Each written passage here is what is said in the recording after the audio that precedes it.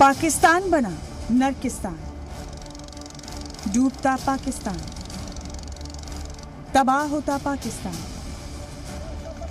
ये है पाकिस्तान का सिंध सूबा।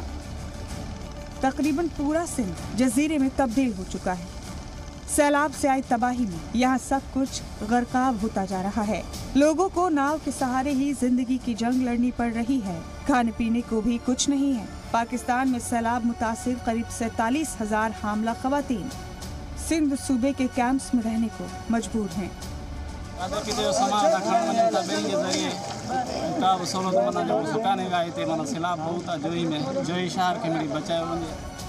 स्वात घाटी के बहरान में हालत बेहद खराब है।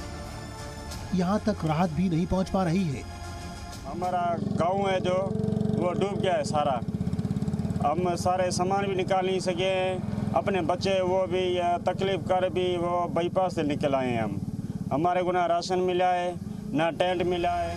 स्वात घाटी के बहरान में हालत बेहद खराब है। यहाँ तक राहत की अशिया नहीं पहुँच पा रही है। मजबूरी में लोगों को कई किलोमीटर पैदल चलकर जान बचानी पड़ रही है। इन्हें नहीं मालूम कि आगे क्या होगा। 36 किलोमीटर दूर जाना है कलाम। हम कलाम से सुबह आए थे। सुबह 6 बजे हम निकले हैं तो अभी वापस हुए हैं। तकरीबन 6 घंटे का रास्ता है। यहाँ करीब 2 लाख लोग बुरी तरह से अलग थलग पड़ चुके हैं। 100 साल पार कर चुके बुजुर्ग भी बताते हैं कि उन्होंने इससे पहले ऐसा कभी नहीं देखा।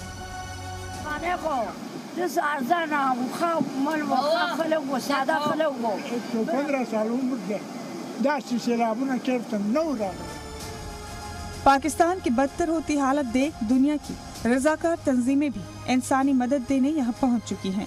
सिंध सूबे में सैलाब के असर से बीमारी भी फैल रही है।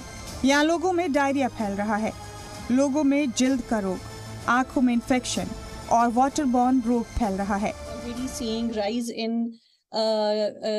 Diarrhea, for example, skin infections and eye infections, waterborne diseases. So our immediate priority, and not just us, but all of the humanitarian workers who are present on the ground. सदी की सबसे बड़ी तबाही देखकर साफ है कि इस वसीह कहर का सामना करने के लिए पाकिस्तान बिल्कुल तैयार नहीं था। अब तक यहाँ सैलाब की जद में आकर 1280 से ज्यादा जाने जा चुकी हैं। इनमें से 1/3 मौत बच्चों की हुई है, जबकि 7 लाख से ज्यादा मवेशी भी सैलाब की जद में आकर मारे जा चुके हैं।